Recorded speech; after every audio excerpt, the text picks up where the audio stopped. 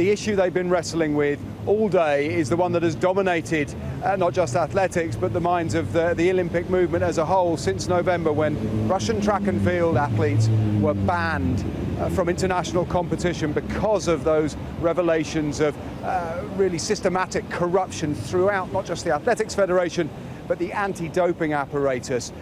Whether to lift that ban, it was going to be based, largely informed by a recommendation from a man called Rune Andersen, a Norwegian anti-doping expert who was tasked by Seb Coe with setting out some criteria that would establish that Russia were clean, and then is seeing whether those criteria had been met. He's been to Russia several times, he's worked closely with the Russian authorities.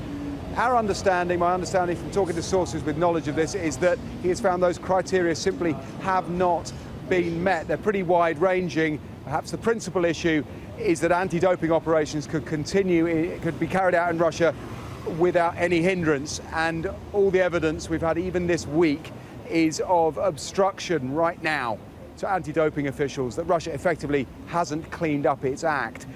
So with that report on the table saying the criteria haven't been met, I suspect it has been an easier decision for Lord Coe and his colleagues because they don't have a recommendation to lift the suspension. It means, on the face of it, we won't see any Russian track and field athletes in Rio de Janeiro at the Olympics in August. But there's a but. This is international sport, big sports politics and big international politics too. We can expect Russian athletes to appeal. Yelena Isinbayeva, the pole vaulter, perhaps one of the biggest draws in world athletics. She's already said she'll seek legal redress. They'll probably go to the Court of Arbitration for Sport.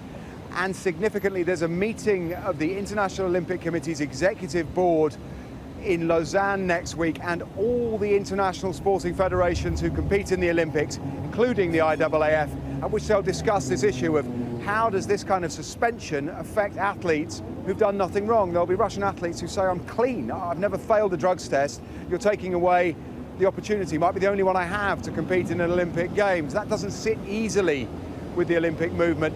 It could be that some kind of a compromise, some will call it a fudge, is established where the Olympic organisers perhaps introduce some way that demonstrably clean athletes are allowed to go to Rio. But what demonstrably clean means in a world where they're retesting samples from the 2008 Olympics and still catching cheats who evaded the net the first time round, who knows?